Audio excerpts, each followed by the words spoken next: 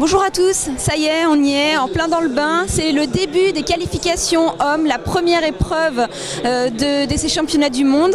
Alors, vous voyez derrière moi, nous sommes dans la salle Marcel Cerdan. C'est la salle où se développe tout ce qui est bloc. Ils sont 140 ce matin à passer. Parmi eux, 3 Français, donc Guillaume Guéléron-Mondet qui est actuellement le leader de l'équipe de France, Thomas Caléron et Jérémy Bonder.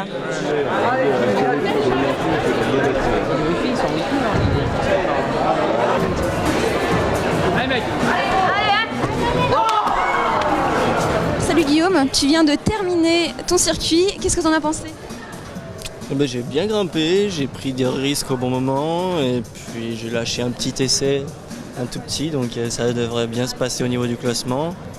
Donc on va voir avec les suivants qui vont passer ce que ça donne. Au niveau de l'émotion, là, première journée à Bercy, il se passe quoi ? Très stressant depuis ce matin, j'ai eu du mal à dormir hier. Voilà, c'est Bercy, c'est l'événement qu'on attend depuis 2-3 ans, donc il a fallu faire un peu abstraction de ça et puis voilà. Et tu te sens bien pour les jours à venir, tout ça, niveau de forme au top ? Niveau de forme au top, après c'est pas ça qui va décider, c'est plutôt le niveau mental et ça on verra pendant les demi et peut-être les finales.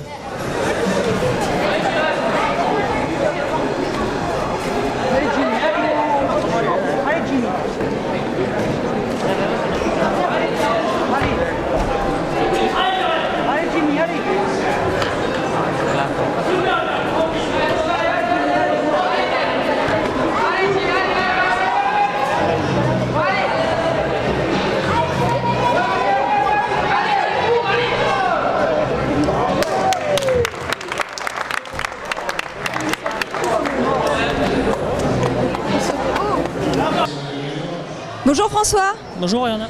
La compétition vient de se terminer. Je vois que tu checkes des papiers, qu'est-ce qui se passe ? Alors la compétition est terminée pour les 3 Français qu'on avait en qualif.